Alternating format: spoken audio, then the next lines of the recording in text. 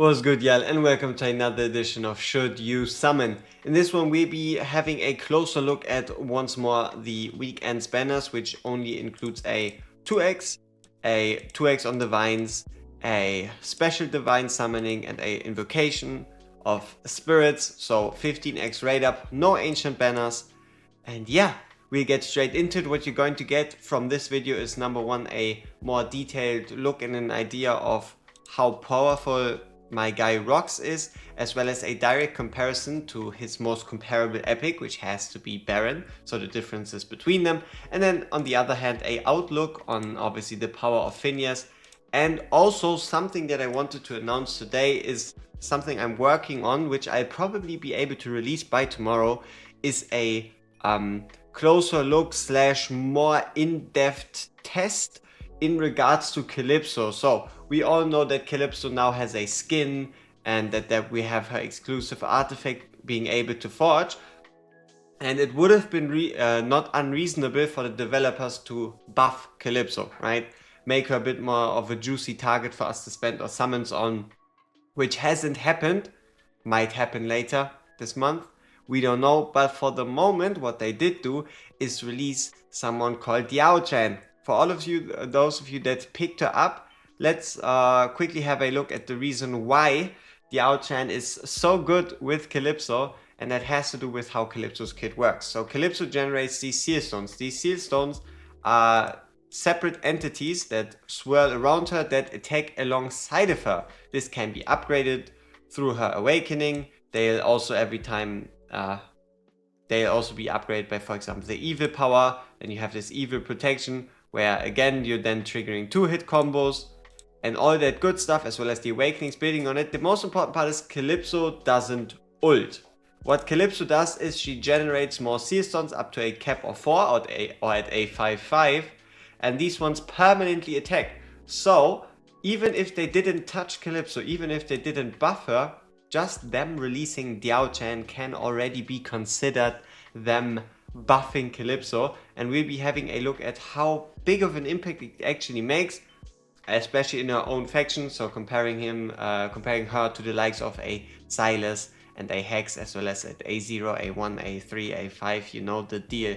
And also how important her exclusive artifact is, and can it even keep up with all the nice plus 25 ones we have, especially now that we have Carrion's Claw, who we are all not quite so sure about who is good at, which is the one that every X amount of hits adds another hit / another damage instance. So enough talking around, let's quickly go through the epic. So Esme was incredible. Esme is kind of trash right now. Reason for that is how poison works. Poison deals magic damage, it can stack. So for example, it deals 50% continuous magic damage per second.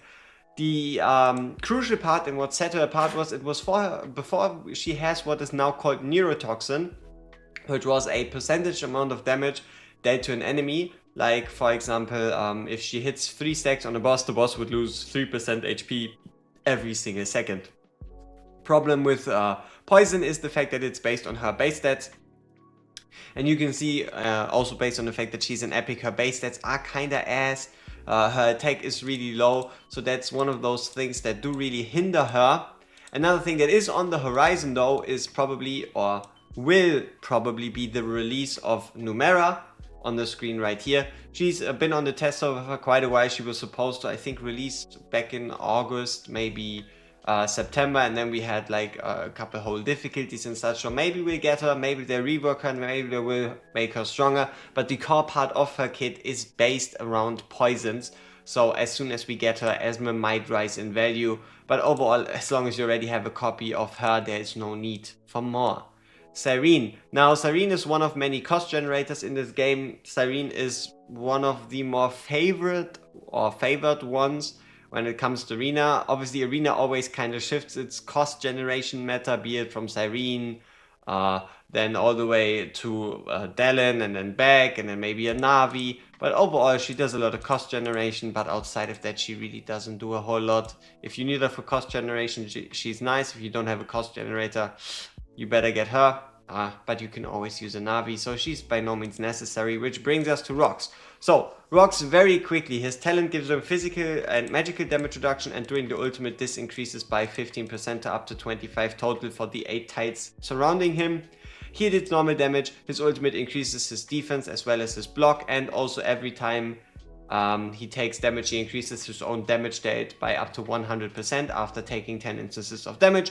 And Grenade, when taking fatal damage, gains invincibility for 6 up to 10 seconds at a cooldown of 120 seconds, with the Awakening 1 giving a block during it, the A3 giving more defense, and the A5 when an enemy blocked by 0 deals direct damage to it, this enemy also takes 200% of this damage. We'll have a closer look and I explain how it works, but let's get to the intro.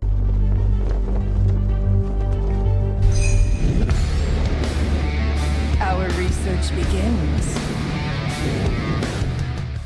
So here we are for the comparison between RHOX and Baron, and yeah, straight up we have 5 categories, which is HP, damage potential, extra block, ult, and invulnerability. It obviously doesn't cover exactly all of it, but it does cover most. So build wise, you cannot really get around building RHOX in defense, and the reason for that is that his A5 states he reflects 200% of the damage taken, but that doesn't seem to be quite true. It is more of a case of it takes his defense value, multiplies that by 2, and then throws that on an enemy. I put him into the best defense set I could. Like for example in 917 he was able to perform decently. I put it into the best defense set with the best attack with Sword and Arcana, everything on top of that. Put him into Guild Boss 1 and he managed to do 2 million. So yeah, at least in Guild Boss he's not gonna shock anybody. He's not gonna be a second Jira. So yeah, Baron HP, he's built in defense. Damage wise, it shouldn't say damage, it should say very low. So Baron's damage is very low. Reason for that is he gives gets a max HP shield, and that one explodes. That does a bunch of AoE damage, but it really isn't all that great. And then his is low. It's better than Baron, but it is by no means anything crazy, and also shouldn't be a deciding factor on going for him. Now on the note of extra block, Baron actually does lack the ability to get extra block. So the highest block a Baron can ever reach is 4, unless you consider using someone like an Isolde to boost it up, or maybe a Dahlia, but standardly speaking 3 block, 1 block from extra artifact. On the other hand, RHOX can go up to 5 normally, so permanent 5 block if he is an ultimate, and then if he proceeds to die and trigger his invincibility or invulnerability, however you want to call it, he then gets another block, putting him up to 6. Yes, so yeah, there's the extra rock. Now the ult, Baron gets 100% max HP shield as well as AoE damage, and RHOX only gains a 30% defense increase plus 100% damage dealt, and then a extra block. Now this is kind of where one of these factors comes in, and that is if your RHOX isn't properly built or not strong enough, he doesn't really have anything to make him like extra tanky. He's no Oleg, and he's also no Baron. He doesn't have the ability to like generate an HP shield or even a shield based on defense. So if his defense value doesn't match up to the damage he's taking, he's going to fall. That's pretty much inevitable. Which brings us to the note of invulnerability, and that is the fact that Baron has something called unyielding. The way unyielding works is that as soon as Baron dies, he is incapable of dying for the next 10, or better said, for the next 8 seconds, and then with the A3, the next 11 seconds. And in that time, you can heal him, but any damage he takes puts him back again. So let's say, simple example, he has 80k HP, loses all 80k, he is in unyielding, you heal him up by 20, and he again takes 40k damage, he's going to be back to 0. So what can happen is that a Baron leaves unyielding at 1 HP and then gets 1 tapped, though there is the A5 which gives him a 50% HP boost upon leaving unyielding, so no matter what he's always going to at least have 50% once he leaves unyielding. Furthermore, this unyielding only triggers once per deployment. On the other hand, RHOX's is called invincible. Invincible is different to unyielding in that he doesn't take any damage at all. He does not take any damage, and he can be healed to full HP during the duration of invincible, which is a total of 10 seconds. And then after he leaves that invincibility state, he can obviously take damage again, But from there on a countdown starts, and as long as you manage to keep him again alive for another 2 minutes, he's getting an extra life. This whole invincibility on cooldown, as far as I can tell, is a unique thing outside of Garn, the ability to become invincible, invulnerable, unable to die, however you want to call it. It is something that only someone like a Garn has. So overall, I would probably have to say that depending on how high you rank Isolde, Oleg is definitely number 1 tank. And then it's, I guess, between RHOX and Isolde to decide who is the number 2. Isolde obviously has the bonus of being a faction lord, of giving like a bit of extra block, of also giving her a shield. But still, he also does have his selling point, so I would put him at least tight for number 2, maybe number 3, and then you have Baron on number 4. So if you don't have any Isolde, and if you just have your Oleg and you're looking for the perfect second tank, that is RHOX. And this kind of also brings a bit to the conclusion about RHOX, and that is the fact that yes, he does a couple things, but he doesn't do anything that makes him worthy to be pulled for. I've also tried to put him into Gear Rate 2 to see if his retaliatory damage might one-shot these charging units, but what happens is they charge on him, they hit him, he loses his HP percent, and they take like 30k damage depending on how high his defense is. So you can't one-shot them.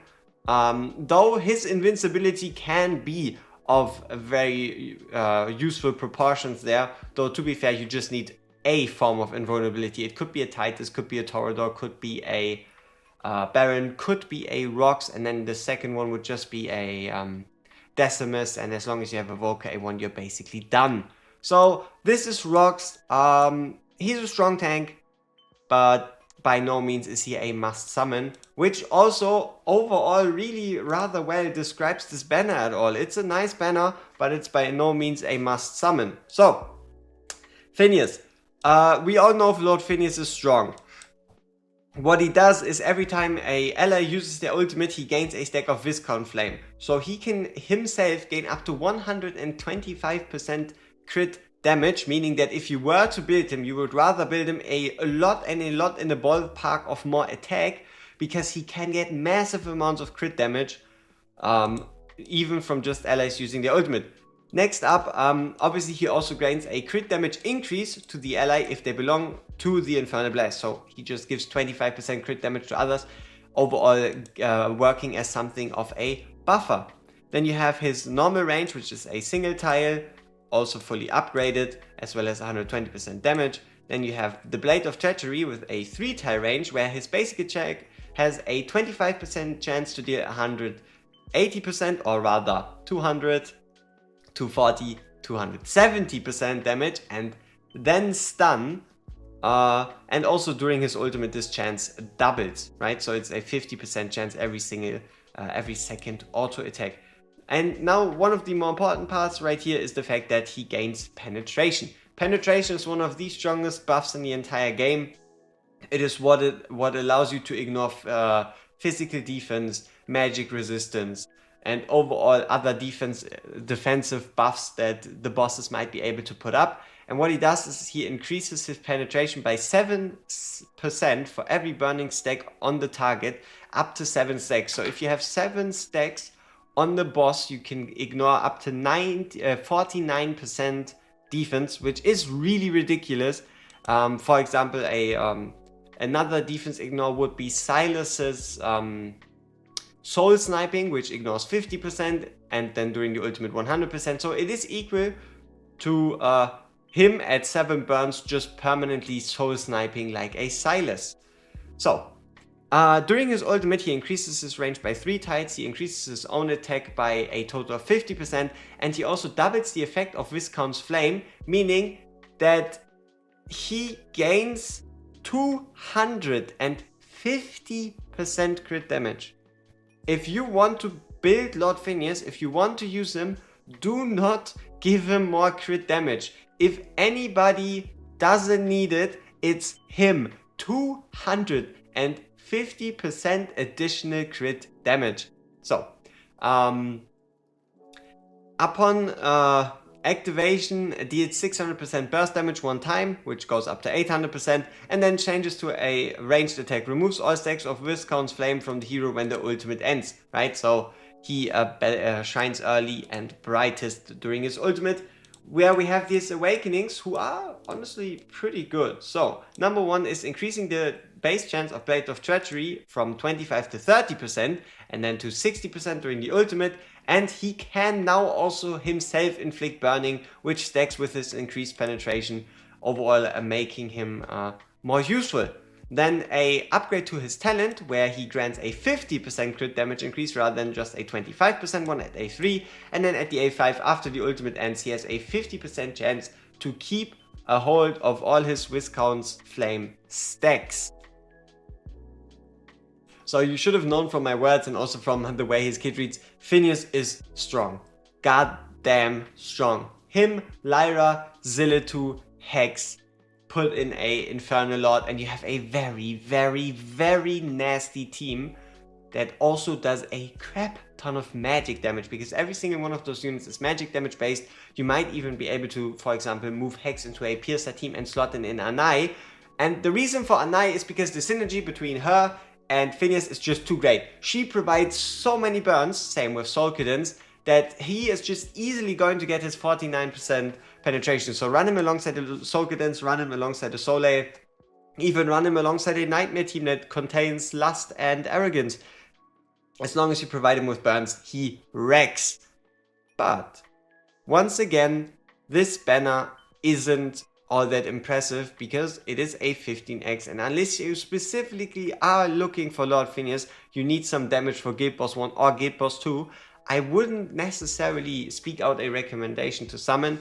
If you want my idea on when like the next big banner to splurge all your summons on is going to be, I would say it is in exactly 2 months. So the reason why 2 months is because in 2 months on the dot we have Easter. The last time Easter came around, we had a rather big banner. I think it was a 2x, 15x containing Hex, Zillitu, Razak. So yeah, it's like the next big festivity, the next big chance for the developers to give us something great. But who knows? There might even be an incredible banner the next week. We never know. So yeah, that leaves us with CALYPSO. So as I said, we were going to test her limits closer to tomorrow, but outside of that, you have her basic attack, which does damage. We pretty much went over the kit already, right? So yeah, the only thing that's supposed to be said about CALYPSO is that her awakenings are really crucial. Like, if you want to properly use a CALYPSO, you really need that A1, because every time one of the soulstones deals damage, it just cycles and then kind of starts turning into like a snowball effect where she gains more and more rage the more and more sealstones she has, which are kind of necessary to get her going. It isn't as noticeable in Guild Boss 1 and Guild Boss 2 because the fights are that long, but in anything else, she really feels like someone who kind of needs to rev up their engine and has a very slow start, which with the 81 kind of helps. The A2 increasing the duration of the double hits by 2 seconds, or a 20% increase. It isn't all that crazy. You could have probably given her a 4 or even 6 second increase without being incredibly broken, but it is a good awakening nonetheless. Then you have the A4, and then the A5. It is the best out of them all because it stacks with everything in her kit. It gives her one more ultimate to summon another Sealstone, and then it's her and 5 Sealstones. Overall, damage-wise, the highest you've ever really seen a CALYPSO do before, even at A5, is something along like the 95 million, maybe barely breaking into the 100 million when it comes to Guild Boss 1. But we will have a closer look at it tomorrow and see if Diao can maybe bring a bit of a revolution to her. On the last note of her skin, honestly, Moonton knows what they're doing. The skin is kind of beautiful. It makes you wonder if Disney is going to sue because of the Little Mermaid. But still, it would have been way better, way smarter a move if they provided us with a character rework or character buff. And yeah, everything else CALYPSO you're going to be seeing tomorrow, and we see each other in the next one. Peace!